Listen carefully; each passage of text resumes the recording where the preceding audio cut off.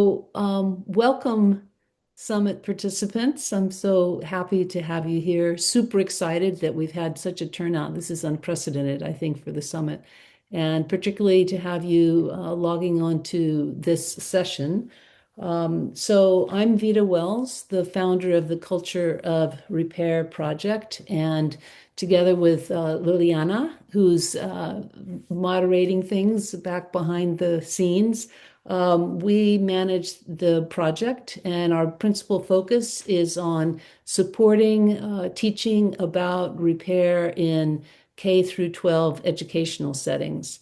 And in the interest of time, I'm going to keep introductions very, very brief. You can find information about all of us in the bios at the summit. And we don't have time for questions, unfortunately, but we are going to linger after our time. We're going to have a hard stop so that everyone can go off to the next session. But if you're really interested, you're welcome to linger with us. We'll keep the Zoom open for a little bit. So I have, here's a quick backdrop. What I've seen is that repair enriches education. So it's huge, and that's a big topic that other people are better qualified to address than I. So I'm going to hold that for another time and address. Most of you are advocates for repair, and so this presentation and my comments right now are really geared mostly to you. My pages are reversed. So here's a key thing for the advocates. Teaching about repair in educational settings absolutely turbocharges what you're trying to accomplish. There's extraordinary, when you're teaching, when you're working with the schools, you have tremendous visibility, both by virtue of the communications infrastructure of the school. You reach parts of the community you would never get to on your own. And by virtue of the visibility, the schools are the center of community. And then finally, something that you might not think about is that schools confer legitimacy. There's a particular authority around schools that is, I don't know if there's any, maybe the library is equally as consequential in terms of legitimacy. So there's something very powerful when the schools are hosting repair projects that furthers the project. Now there's three key roles that repair advocates, and I'm dividing us into repair advocates, the people supporting repair, and then the people educators. And there's three key things. One of them is helping educators see the advantages of bringing repair into an educational setting. When you think about the core things that teachers are trying to work with the students on, critical thinking, analysis, getting close to things, problem solving, collaborate. It's all these things that are part of the educational project are core to how repair operates. So that helping educators see the convergence between what they're trying to accomplish and what repair offers is really important, and a role that repair advocates have. Secondly, hands-on in the classroom, on the ground support is absolutely critical. The teachers don't have the kind of resources to do the one-on-one or the two-on-one education that's fundamental. You all know a lot, and stepping up to help support in the classroom, and especially with organizing community repair events, is critical. Third is that you can guide educators to the resources that are, so all this time, I think Liliana has, I don't have my chat open. We have resources at the Culture of Repair Project that are for both, on the one hand, curriculum and pedagogy and lesson plans and videos and all. We have about 60 or 70 or 80 different resources, and I urge you to visit there. Also, we have notes from the field, where short essays about people on the ground doing the work. And both of those are great resources to guide people to to help support bringing repair into educational settings. Today, we have three um, tremendous programs that are going to be highlighted to illustrate what we're talking about. First, we have Debbie Lenz, who is, and we have a balance of people. Debbie is in a public school setting. She is a teacher, and she has in-class repair units, and she's involved with community repair events at the end of the repair unit. Sam Bennett is an advocate, and she had a program in a specialized in a New York City public school, a specialized public school focused on fashion, and it was after school. And then Claudia Munz and Marek Blavinsky and Tommy. I couldn't pronounce your last name, Tommy. I'm so sorry. And I don't have it in front of me. Jorgensen are here from a private school in Munich, and their repair class, it's an in-class repair class, and it is required for graduation. So let us really celebrate their class in Munich. So with that, I'm going to hand it over to Debbie, and thank you. Hello, everyone. I'm going to just share the slides that I have before I start. And then put this on full screen. Oh, sorry.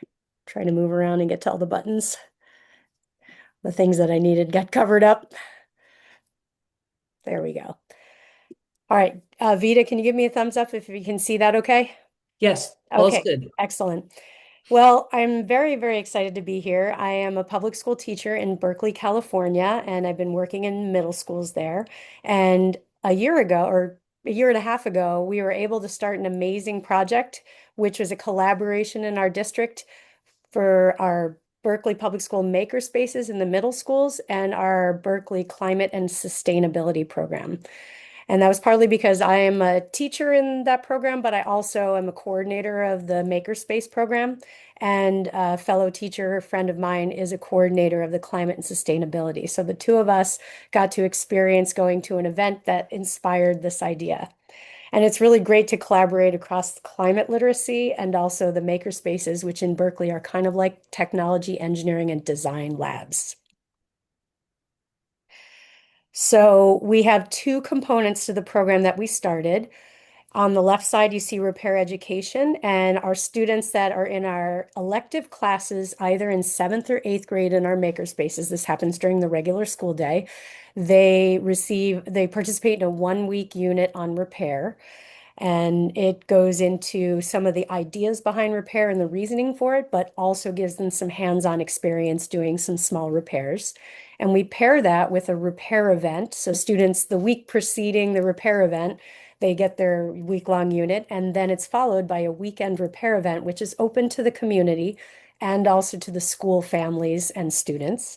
And it's a 1 day event on a weekend, and anybody is invited to come and bring broken things from home and hopefully get them fixed with the help of a repair expert. The program that we started, which encompasses both of these, has a few different objectives.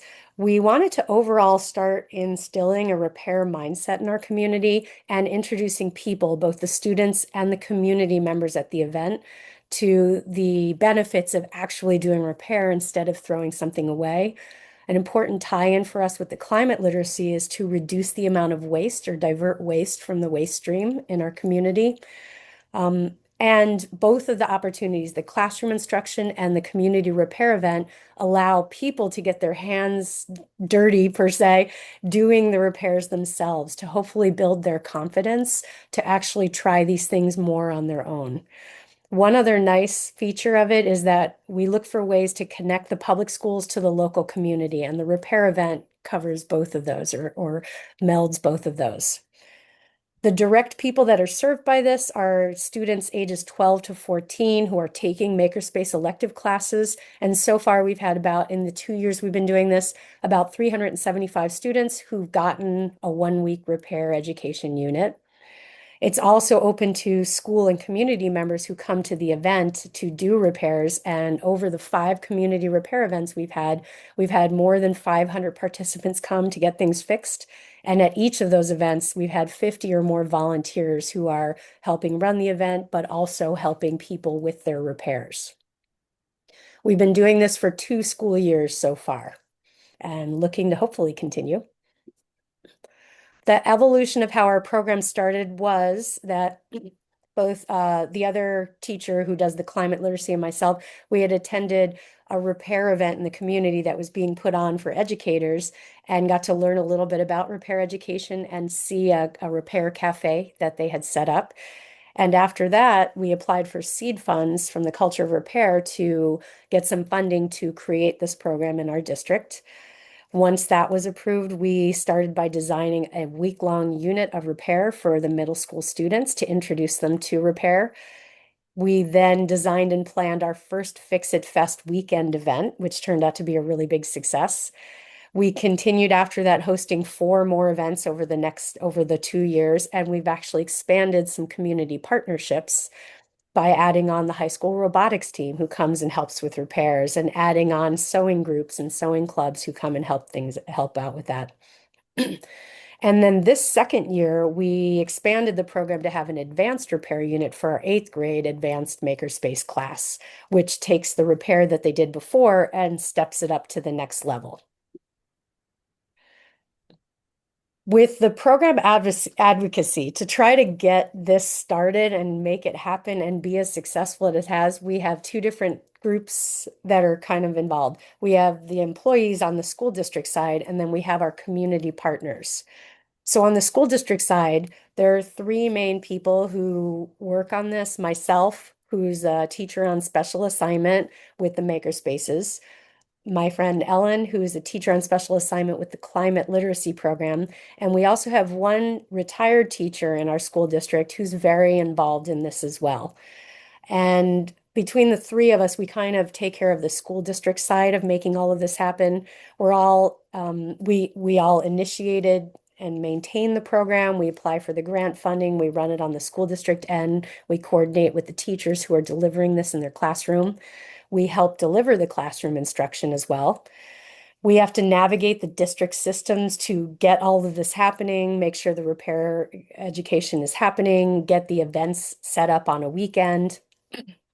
We also need to secure funding as we're going along to maintain the program costs. And it's not a huge amount of cost, but there is some, and the district doesn't provide any funding for it. They do provide the space that we use. We don't have to rent the space. We do have to pay for custodial services to use the space. On the other hand, we have our community partners, and none of this would happen without them. It's a very big group effort. And so we work with a few different local agencies that are involved in repair. So they provide the connections to the greater repair community. We would not have those connections without them. They're indispensable in organizing and staffing the repair events. We definitely could not have pulled off a big event like this. They also have the institutional experience of doing events like this in the past and be able to bring that to us. And we also need them during the classroom instruction. In certain parts of the classroom instruction, in order to give the students hands-on experience doing repairs, we can't do it with a single teacher in the classroom. We need the volunteers to come in and work with small groups of students to show them how to do all of these things. This is an example, or this is the layout of our introductory level repair unit. We do a combination of introducing content and then doing something hands-on. So for example, on day 1, they get an introduction to the life cycle of things and the idea of repair cafes, and then they see a bunch of broken things and try to diagnose what's wrong. They do some other things on day 2 and 3, and on the last 2 days, they actually do a sewing repair. They learn how to patch a hole in a bicycle tube. They learn what's inside our school Chromebooks and the kinds of things that typically break on the Chromebooks. Here are some pictures of the students doing repair in the introductory unit. I'll just let folks take a look at that for a moment. You can see the picture of one adult who's teaching students about Chromebook repair. Our district technicians who fix all of our computers in the district one of them comes in and does some instruction on how Chromebooks are made and what's inside of them. This current year, we designed an advanced unit to take the repairs to the next level. So on one of the days, our advanced students are actually repairing broken Chromebooks for our district. And then we can put them back into circulation and use in the classroom by changing out broken screens and keyboards. They learn an upcycling project where they take old t-shirts and turn them into a tote bag to go shopping with. And they also learn how to repair a broken lamp by fixing the cord and also wiring in a switch to it. Here are some pictures of our repair unit of the advanced students working on it. They also get to learn a sewing machine. They'll learn to use a sewing machine for part of it. And then I just wanted to show some examples of our Fix It Fest events. This just shows you in our first year, we had 3 events, one at each of the different middle schools, where the focus was on bicycle, fabric repair, electronic repair, furniture, mechanics, and more. And the idea is that participants work with the repair coach expert to learn how to fix it somewhat. Here are some photos of our education area that we also have at our Fix It Fest events. And we also have some photos of folks working with repair coaches to get their items fixed. And so that's just a little bit about our project. Vita, was there anything else that was helpful to say about that? No, just the last thing I want to say is that it's important that, as Debbie said, the advocate support is essential. At the same time, the school ownership is really meaningful. That is, this is owned by the teachers that are leading the project, and it's slightly different from if you're bringing programs from the outside and running them at the school. It's a little bit different, and there's real power in the schools owning the project themselves. To go off of what Vita said, it's also very difficult, and Vita might be able to speak to this, for an outside agency to get an in a district or in a school or a classroom to get something started. It is very important, like she said, to have some district folks who are actually invested in the project and making it happen on the district side. It's one of the few ways that you can get things going in a district because they have so many pressures from all the requirements that they have around curriculum standards and other programs. Okay, thank you so much, Debbie. And let's turn the program over to Sam Bennett. Hi, everyone. I'm going to share my screen. Okay, so I am going to be talking about the regenerational repair shop that was created in New York City in 2024. And I just want to talk a little bit about who I am in situation of this. I co-run Repair Shop with my friend Rachel, and we specifically are interested in how in craft and research and design of textiles and also just different ways of sharing repair research. And I'm currently getting my PhD in the Netherlands right now, and I'm exploring how we can connect the act of repair and care for our objects and spaces to how we maintain our own bodies and care for others, specifically with the aging population. And I actually volunteer at a repair cafe here. So the plenary session earlier was really great to listen to. Rachel and I were drawn to these topics after years of working across the design industry, and wanted to bring repair back into education systems. We really think that the mending mindset is quite strong, and we have a strong history in the United States of mending and repair work before the Industrial Revolution. And so this was an opportunity to explore it in New York City again. Um, I, and what we think is really wonderful about it is that when you mend a hole in a sweater, there are so many other things that you can talk about while you're doing this that's connected to history, to agriculture, to industry, to carbon emissions. And so repair is just a really powerful connector to multiple subjects. And the Regenerational Repair Certificate Program was a collaboration between Repair Shop, the High School of Fashion Industries, and the Culture of Repair Project, which Vita runs. And this would never have started if I hadn't been doing research with Laura Novich from Hilo, where we were doing research together on the NYC repair landscape. And we talked to Tessa Mofucci, who leads the NY Fashion Workforce Development Coalition. And she mentioned the criticality of the garment district's vanishing knowledge. And so we really wanted to partner with different repair experts in the garment district and bring it into a high school. And I just had happened to know the assistant principal at the High School of Fashion Industries. So these were the people that were involved. It was Kate Bullamali, who's the assistant principal, Tara Ricci, Karen Batts, Metzi Nives, and myself. And I was kind of the project manager. I have a background teaching repair techniques, but I wanted to like partner with experts to bring them in. So I really needed these. I was really kind of the advocate for bringing repair into the program. So we got some money. I hired 5 repair experts, and we worked with high school students, grades 9 through 12. And it was my responsibility to work with each repair expert and then develop a workshop and source the materials. And with that, in the spring, we had an after school program where we did 2-hour workshops and we did 6 different ones. And then from what we learned in that, we actually did a week-long intensive in the fall. And so I'll talk about the benefits and the challenges of both of these. So the way that we began was we did just like a survey with the students, like what do you want to learn? And I also talked to the teachers about what they were doing in their classroom because they focus on fashion and in particular they were wanting to do an after school program that focused on like circularity. Um, so our teacher here in the background was doing a weekly after school program, and then I would insert myself with the other repair expert to teach a specific thing that would help strengthen her program. And at the end, the students would get this certificate.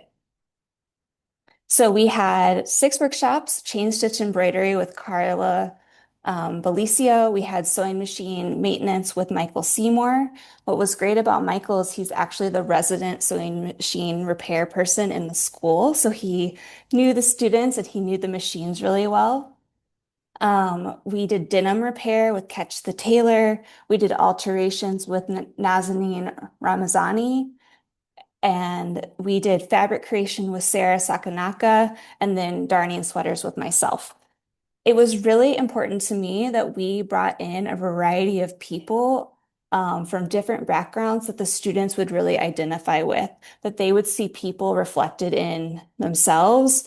And it was a really nice way to learn a technique, but also talk about the industry that they were curious about going into. And I just have to say, I have no background in fashion. I have a background more in textiles. So this was like a really nice learning curve for me too. So from those 6 workshops, we created this reference collection that you all will have access to as well that breaks down the templates that we use for slides. You also have the slides. We have the videos of what we did in the classroom. We have supply lists, budgets, etc., so that hopefully you can take it and build off of it for your own schools. And so the templates allow for customization. And from that, we also had, before I jump into this, we also had a professional practice with the Department of Education, all the school teachers who were interested during the Climate Action Week. I showed them how this program ran so that they could bring it into their own schools. And I did that through the Office of Sustainability, who partners with the Department of Education in New York. So from these two of the workshops that we thought were like most repeatable without the experts involved, with me doing them, we did a week-long intensive with seniors and sophomores where they were learning one technique throughout the week and mastering it and then creating their own tutorials because we wanted to create this reciprocal learning situation, thinking as what Rachel and I do in Repair Shop is at the end of our online workshops, we always ask someone to teach the repair skill to someone else because it helps you know what you know, and it also like spreads the idea of repair further. So that was the idea in this program. So you can see here that these are the seniors creating darning tutorials, making it what they wanted. They could make posters, they could make short videos. Um, we also had the sophomores on the second row doing the same thing, but they were doing denim repair. So some of the key learnings.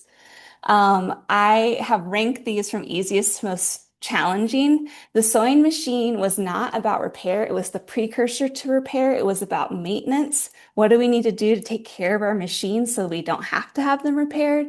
Chain stitch embroidery was the second, and alterations was the most challenging because it required a lot of like a steep learning curve to understand what was going on. But what was nice about this and the way that we had ordered them was that they can build on each other. So knowing how to use a sewing machine early on can be incorporated into future repair workshops like denim repair, fabric scraps, and alterations. And chain stitch embroidery was like this low skill entry point that was really fun and creative, and it allowed students to get comfortable holding a needle. The budget we spent per workshop was an average of $250 to $500. And I guess I should say this because I didn't say it earlier.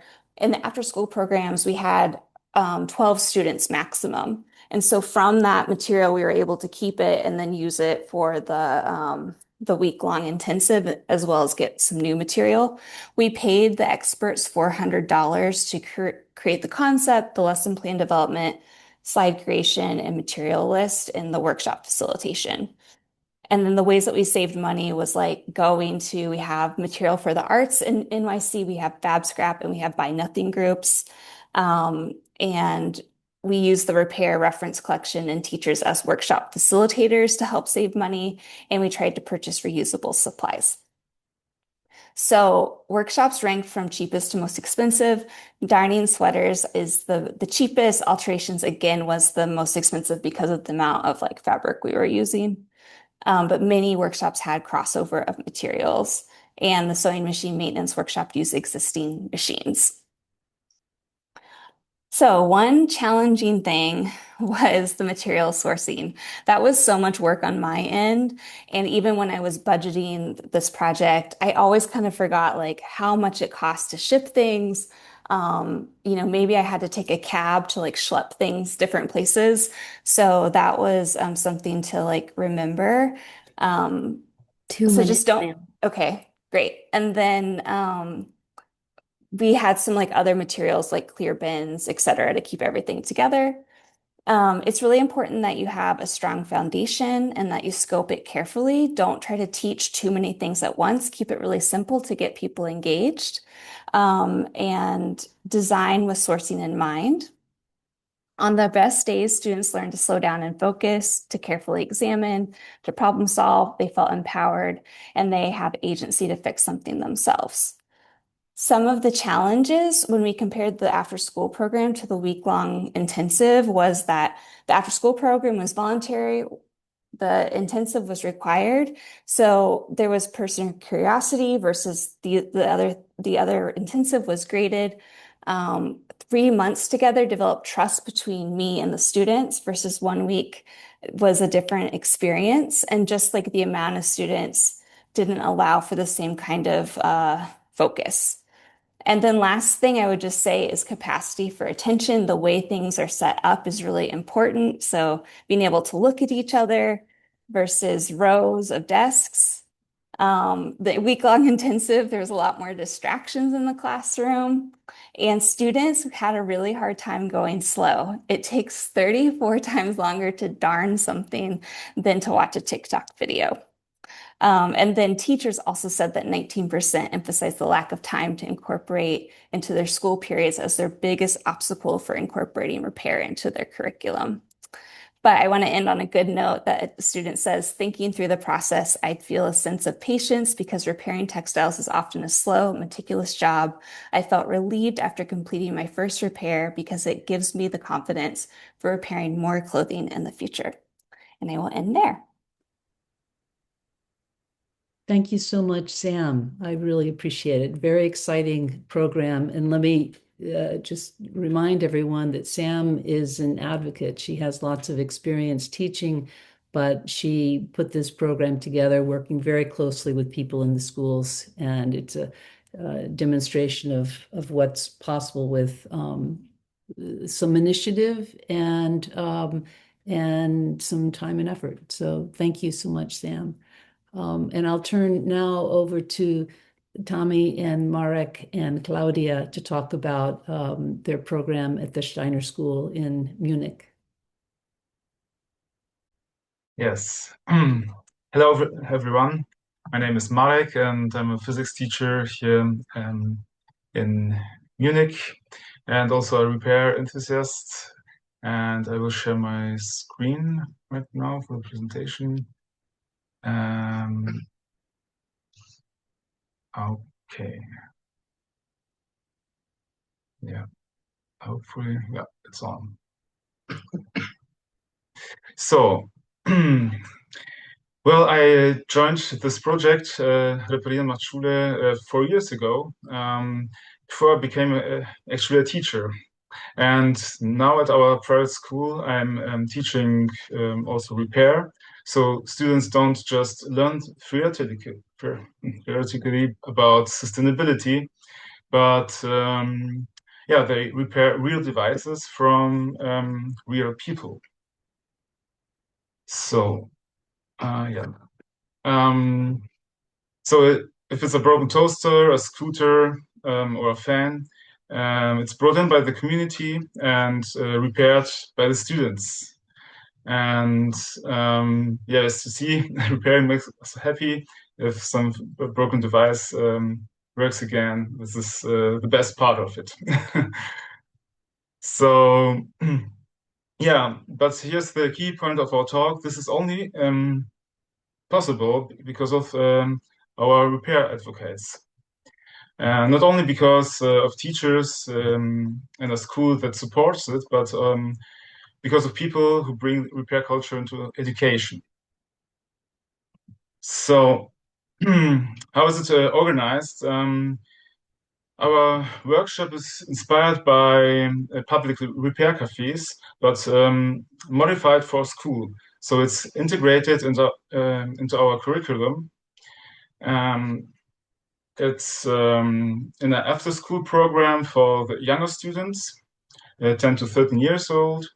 Then it's an elective subject where students can choose from one course from several options in the 9th and 10th grade. And it's a core subject in the 11th grade. So we open twice a week. People can bring in the broken devices and leave them with us. And usually they can pick them up a week or two later. Sometimes it takes a bit more time when we can order parts, missing parts, and so yeah, we can finish the repair in a few weeks, mostly in 1 week. And yeah, so students learn differently. They take responsibility, so they diagnose, doing a research. They repair,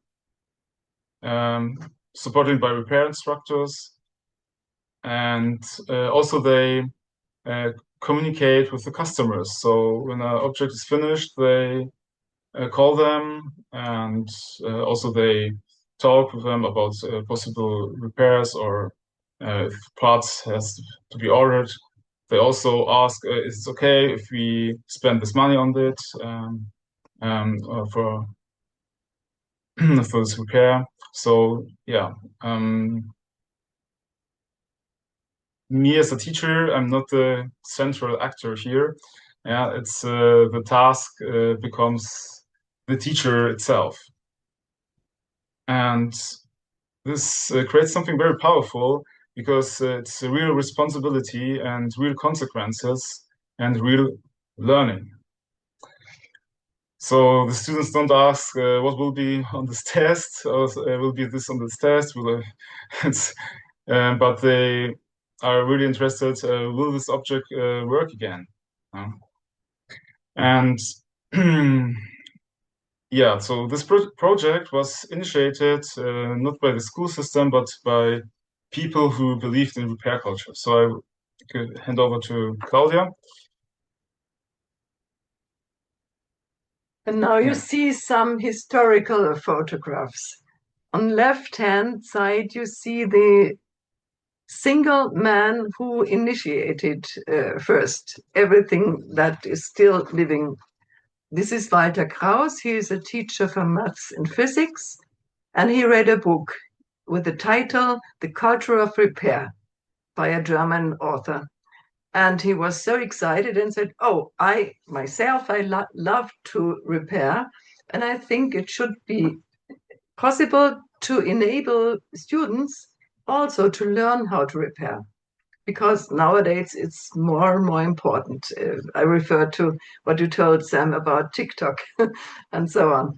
And Walter said, okay, I just want to start. He talked to the school. The school said, okay, good idea. You do it. Leave us alone with this idea, but you can do it. And you can have a donation of 1,000 euro just to start for a basic tool kit. Okay. Then Walter was clear he could not do this all alone, so he asked for volunteers. And he asked, for example, next man, he asked Eberhard, who is still on board. He is 80 years old nowadays. And Eberhard is a father whose children were at the school. And in this way, by asking former parents of former pupils, students, Walter could gain some volunteers. And on the right side, it's a historical photo of me, because Walter had the idea from the beginning that he liked to have an external scientific accompaniation, just to have a look from outside, to sharpen the concept, the rough concept, what he first thought about, to evaluate the effects of teaching repair in the classroom to the students, and not at least to write all the experiences down to disseminate into the world, because we started exactly 10 years ago, and we are working since 10 years. So you can imagine we have some experiences which we want to share, and we have this for free download on our website in four languages. And everything would not work without people who are willing to accompany this project. It's not a project, but it's a lasting offer or part of the curriculum. And we're lucky to find more and more people who are interested in. And for example, we found Tommy. So I pass to him. This is Tommy speaking. Hello, everybody.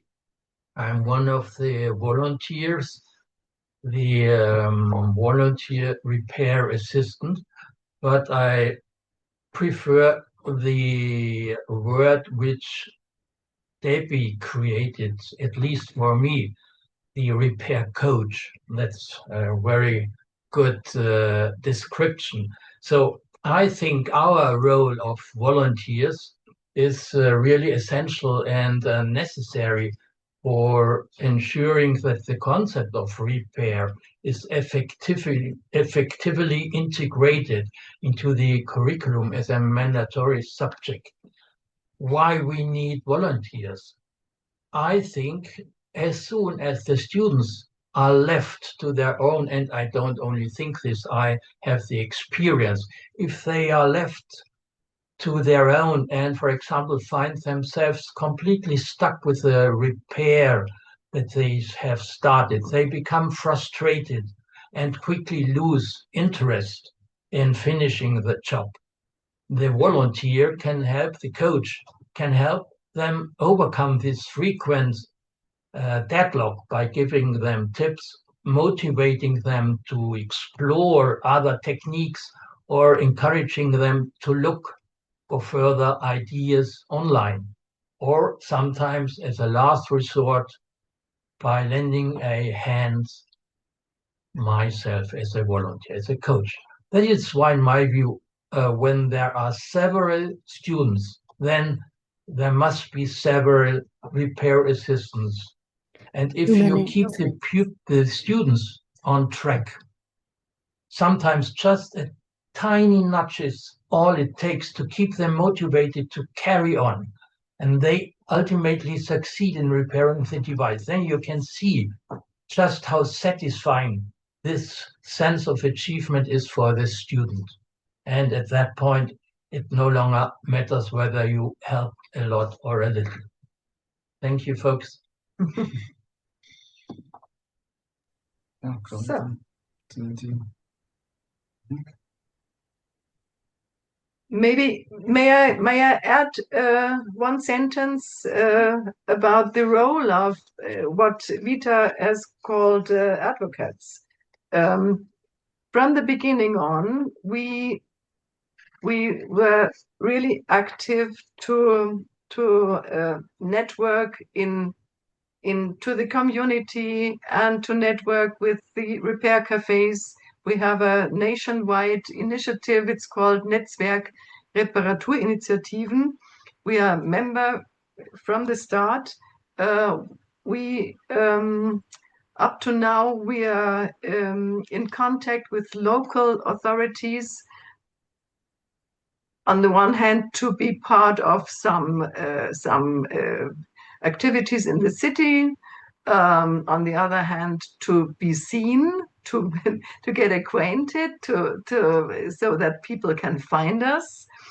We have many ways of communicating the idea, as you will see on our website. And this is just concerned to this school.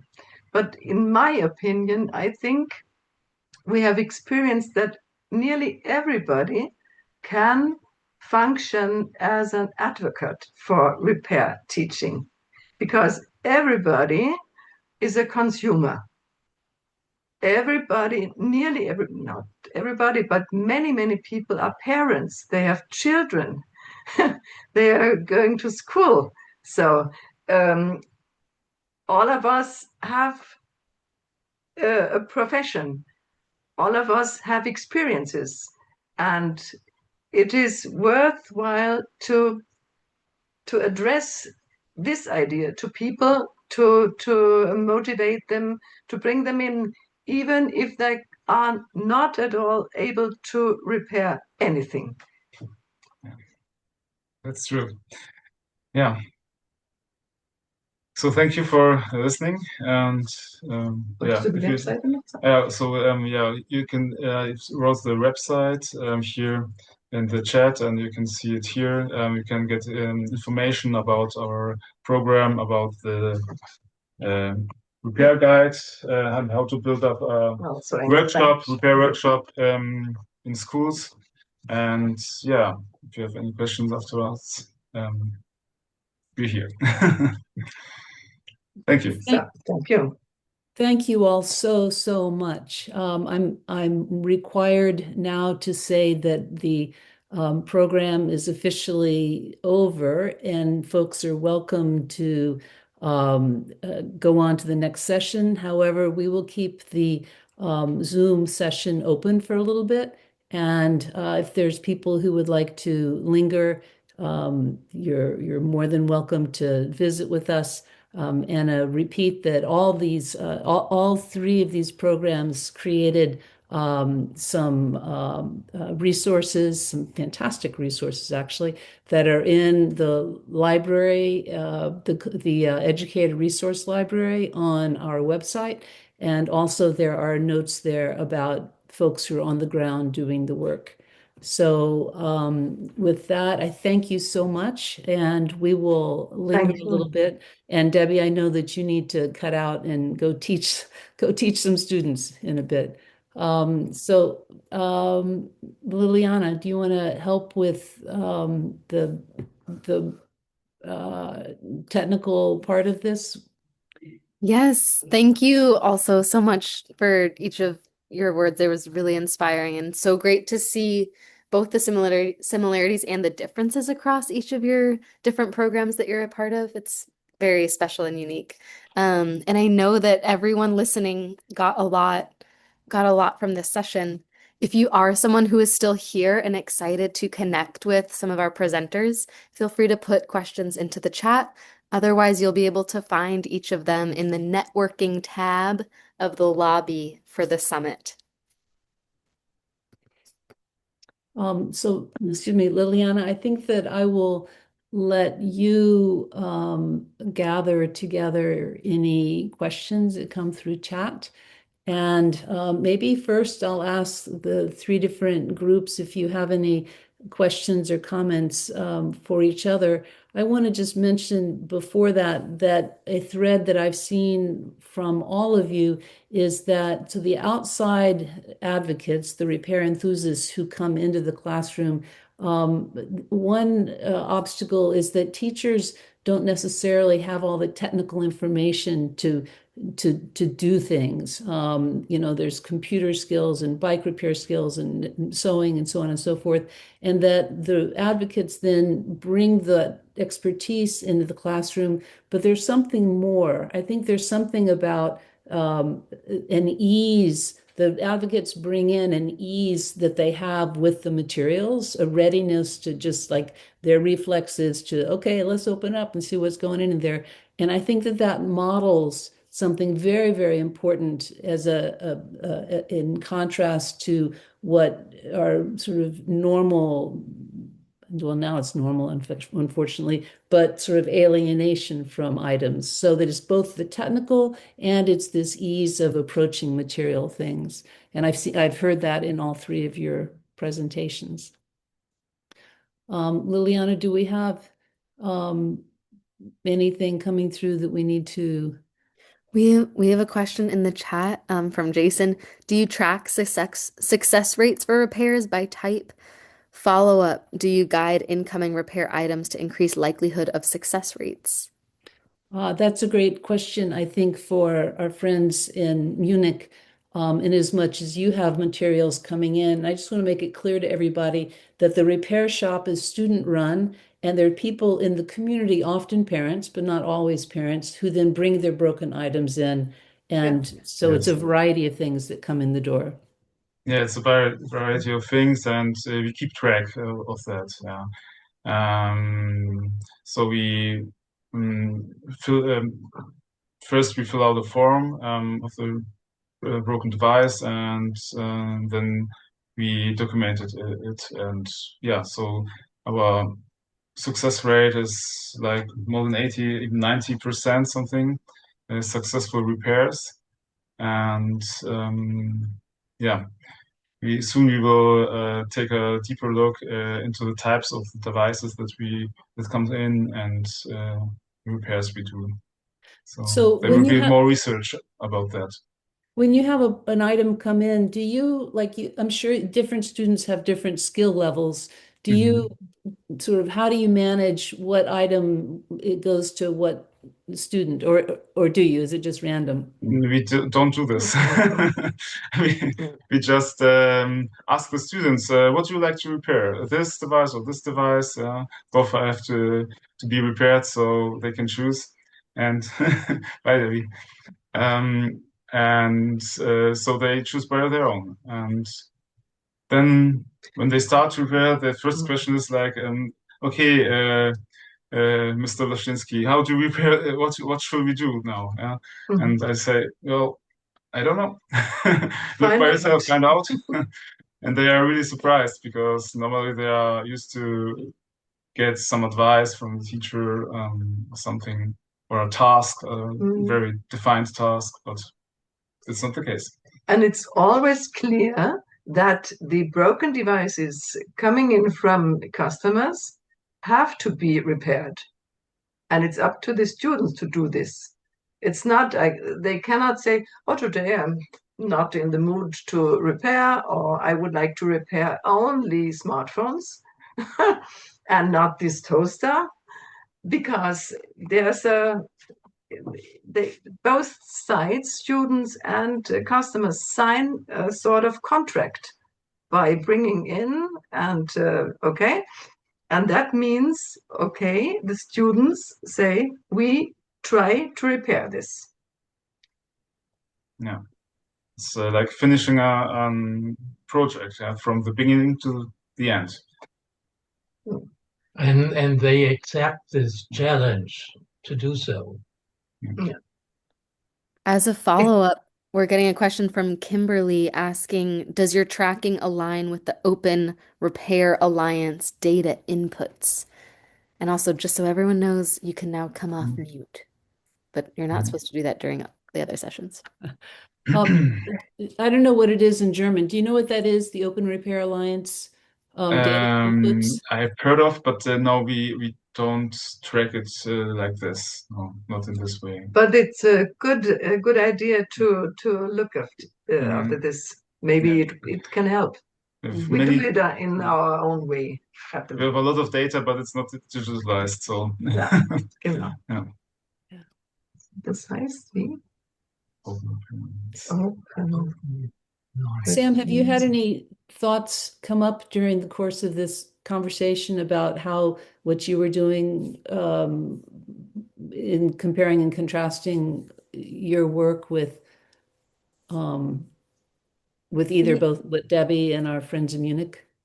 Yeah, I mean, I think when I saw both the presentations, which were really inspiring, it really reminded me of what I see happening in a repair cafe, of the spontaneity of you don't really know what you're gonna get and how you might work with it.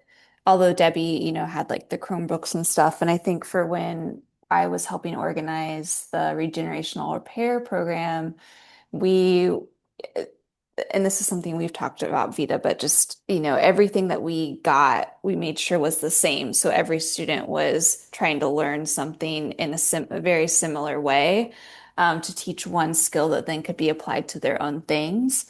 So I think that was probably a big difference in the way that it's organized. And also that, ours was short term. And so actually once the teacher happened to leave, she went to grad school, I no longer had my teacher contact there. So I worked with a different teacher in the fall. And that was a different experience because we didn't know each other as well. And it was this week-long intensive. So I really love seeing that these schools are keeping it in the actual school versus me, who's an outsider, having to jump in and out. But hopefully it's continuing. I mean, they have all the supplies. Yeah, and that illustrates what Debbie was talking about in a core difference between the school owning something and then being supported by the advocates. And while you all were talking, I had a thought. Oh, I know. Dan Hedinger from WNC Repair Cafe and I were talking the other day, and his group, one thing they've done is, I don't know how they've done this, get in the waste stream of they've gathered a bunch of like Dyson vacuum cleaners. And so they were able to get like 8 Dyson vacuum cleaners. They weren't all exactly the same, but they were pretty close.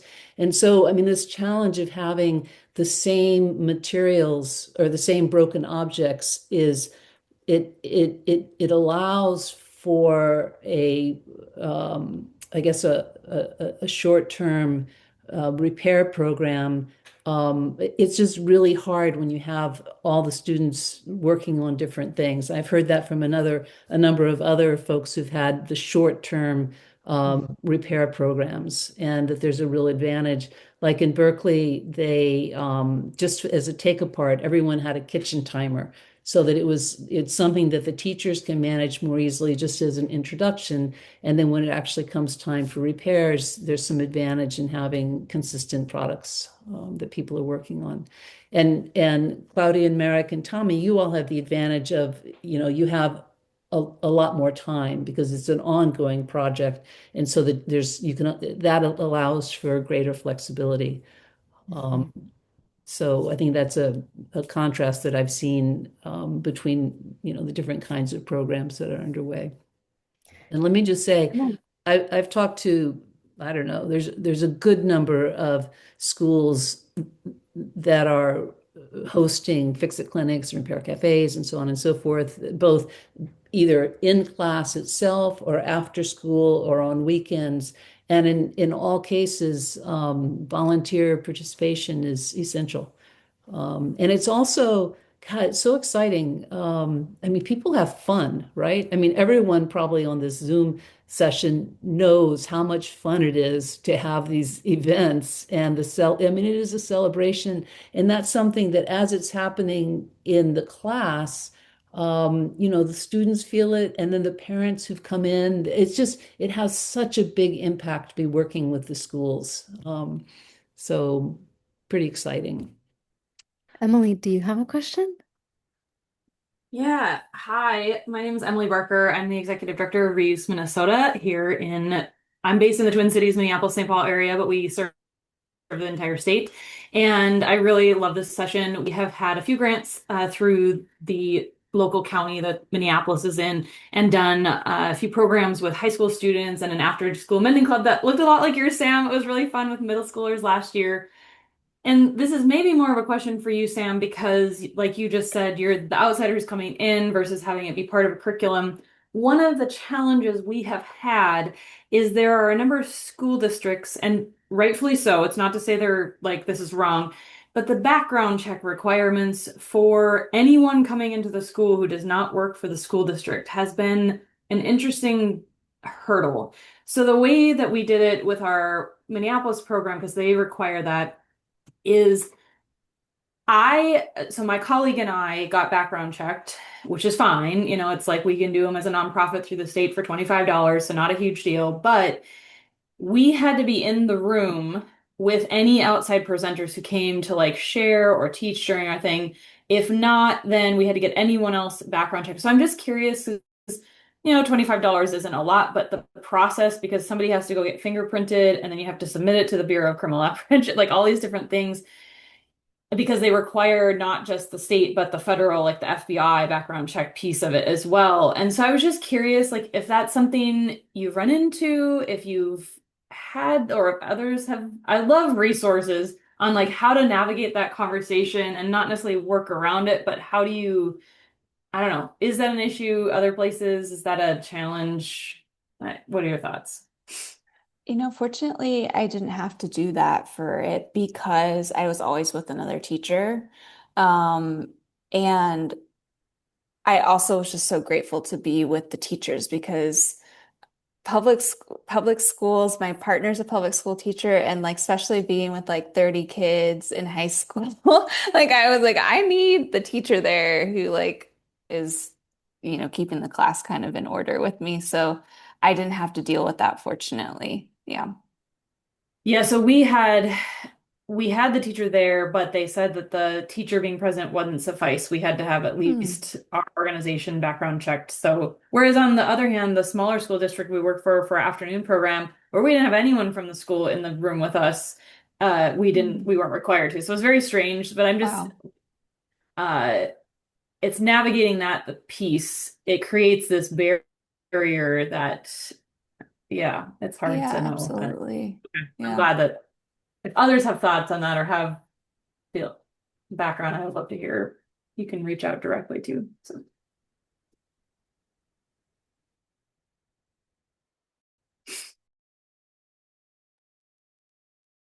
Okay, we've gone well over time. So there's, in the bios and in the networking, there's ways to get in touch with everybody. Um, Culture of Repair Project, easy to find, lots of resources. Liliana, easy to find. And please be in touch, follow up with the things that are interesting if you have questions. And thank you so much, presenters. I really appreciate your involvement and all the participants. Thank you so much. Be well. I'm ending this session, so find your way back to how you found this in the lobby.